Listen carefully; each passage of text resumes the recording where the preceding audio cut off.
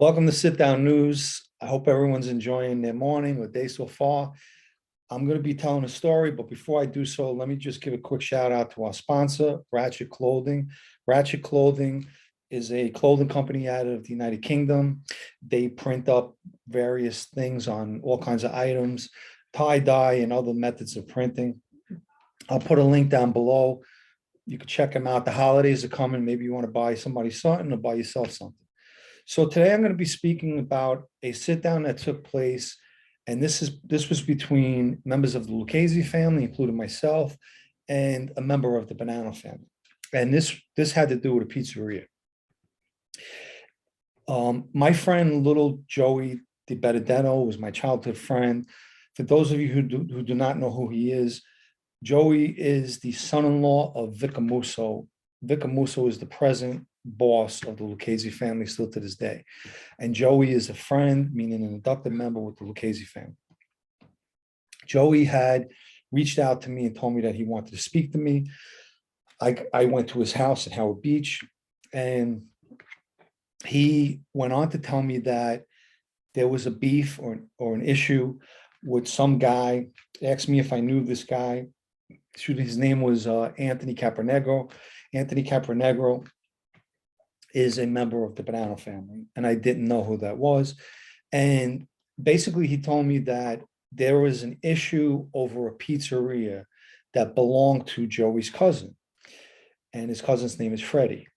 It's his cousin's husband, to be specific. So he wanted to, there was a meeting, there was back and forth. This Capernegro kept going to the pizzeria. He was, pushing up on the guy. And in turn, this Freddie went to Joey, and that's how Joey was getting me involved.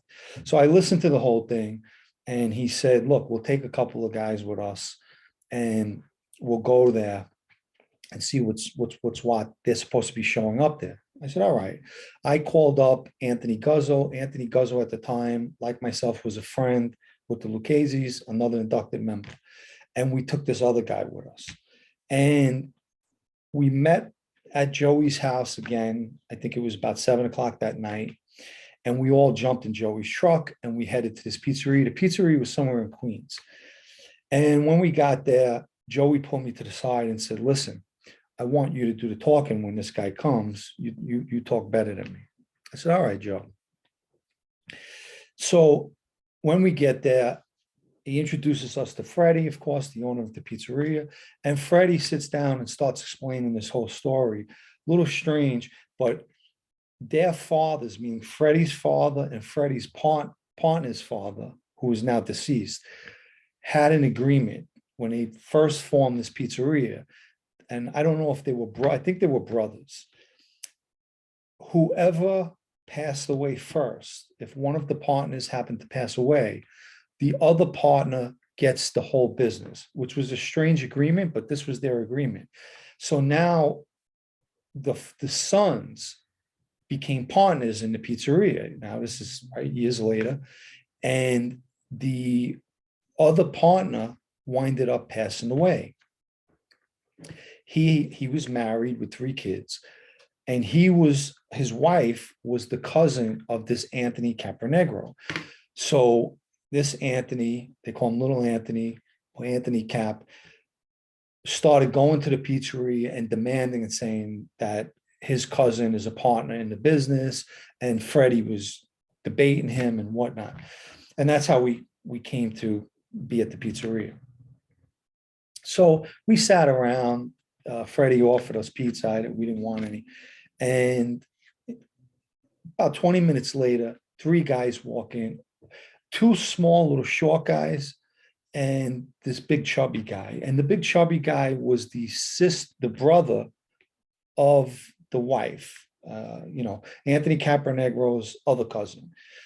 And it was his sister that they were trying to say was a partner.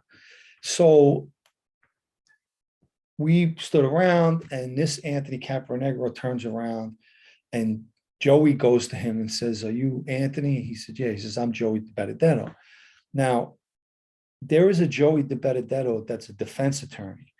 It's not obviously this Joey Di Benedetto. And The first thing that Anthony Capronegro said, and he later admits that if it was the lawyer, he was going to chase him, which means he was going to tell him, excuse yourself, you can't even talk with me, which would have been the right move. He turns around and says, oh, are you Joey DiBenedetto, the lawyer? And I never forget it. And little Joey turns around and tells him, he says, no, I'm Joey DiBenedetto, the tough guy. So Anthony Capronegro turns around and says, oh, really? I like tough guys. And little Joey says, well, why don't we go outside and take a walk? And they do. They walk outside and they walk out of the pizzeria. So now who's left is Anthony Capronegro comes with is Sal Lombardo. So this is the first time that I ever see Sal Lombardo. He has Sal Lombardo and he has obviously the chubby brother-in-law. We have Anthony Guzzo, the guy we brought, and myself. So we're all standing there looking at each other. And after a while, too much time passed by. And I said, they're definitely fighting. I need to go outside, but I don't want everyone to go outside. So Anthony Guzzo smoked cigarettes. I wasn't a smoker. I said, Anthony, give me a cigarette. What are you going to smoke? And I'm giving him a look like, give me the cigarette. And he gives me the cigarette and I go outside. I use it as an excuse to go outside and look for Joey. I went looking to the left, to the right, they're nowhere to be seen. I said, where are these guys? So I went to the corner and I made a right. And lo and behold, who's walking down the block? Little Joey and this little Anthony. And everything looks fine because they're laughing.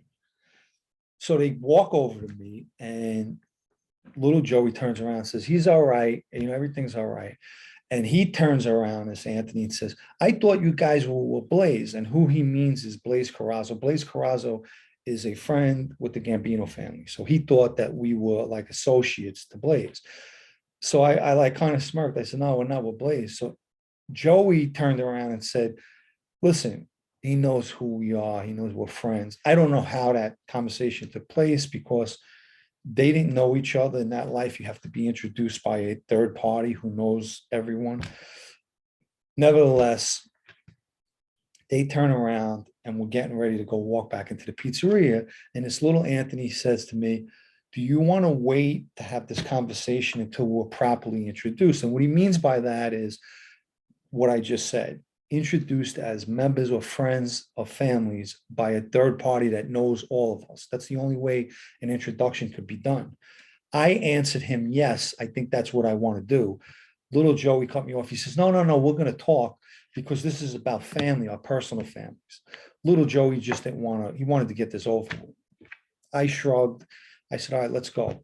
We really should not have, by protocol in that life, we should not have been discussing any business until we met each other properly. So we sit down and I says, why don't you start? I let this little Anthony go through his spiel of why he believes his cousin is a partner and that, you know, her husband passed away and it's only right. And he went through this whole thing saying that why she's a partner. Now, I left a big important part out. Prior to us going into this, I had sat down with this guy, Freddie, and I said to him, Freddie, before these guys come, I have one question to ask you. Is there any debt owed out by this pizzeria? He says, yeah. He says, I owe $250,000 to vendors, you know, for cheese and whatnot, sauce, flour, plates, or whatever it is. I said, all right, you have that paperwork? He says, yeah, I got it in the back. I said, why don't you go get that paperwork? Why don't you put it in your pocket? So when Anthony Capronegro is going through this whole thing about why his cousin should be a partner, I stop him. I says to him, listen, you know, I'm in agreement with you. She's definitely a 50-50 partner, 100%. And he's looking at me weird. And this Freddie is looking at me like I just turned on. He thinks I double banked, you know, that I double banked him. I turned on him. He don't know what I'm doing. So Anthony Capronegro is looking at him saying, you see, you argue with me. This is what I've been trying to tell you. I says, no, there's no, Anthony, 100% you're right. Your cousin, this woman, is a 50-50 partner in the business. He said, well, that's why I'm here. That's why we're here. said, all right. I says, but what I can tell you is before we begin and we talk, we're going to clear up the debt that this business owes out. I said, and that's 250,000. So when can we get this 125,000 from you, your cousin, tomorrow, the next day, next week? Give us a time where we're going to get this money. He says, wait a minute, what are you talking about? We don't got that money. I says, oh, hold on a minute. You just said she's a 50-50 partner. I agree with you. She owes half of the debt that they owe out. They owe this money to vendors. We got to clear that up first. He says, no. I can tell you what, we'll buy the business for 125,000. I said, Anthony, business is not for sale. That's not why we're here. We're here because you're telling me that your cousin is a 50-50 partner. I agree with you. We need to straighten this out before we talk about anything else. So anyway, he didn't know what to say. Now I said to him, what are you looking for? So she's a partner. What are you looking for? What's the reason you're here? Tell me what you're looking for. He says, well, I think she should get $1,500 a week. $1,500 a week. Is she coming into work? No, she got 3 kids. I says, for $1,500, I'll come and work in a place. What are you kidding me? I'm gonna stay home and I'll collect $1,500. He says, no, she's got kids. To make a long story short, I chopped him down to like $750. Little Joey was kicking me under the table. Later, he explained, he said, I was kicking you because I felt bad. The woman got 3 kids. He says, we were at 1,500. You already chopped them down. And I was still going to go because just to explain myself, when you are entering these sit downs, you're there to win. You know what I mean? You're there to do the best for your bagada, your family. And so we settled on the $750, and she was not going to have nothing to do with paying this debt. And that's why he had to agree to the $750. He was happy. Freddie was happy because he really didn't want her to be a partner. And by all right, their fathers had this agreement, and him and his partner understood this agreement.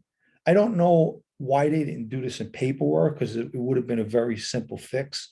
She could have took him to court. He has the paperwork but back then with the fathers, these things were done on handshakes, and there was no paperwork. So there was an understanding.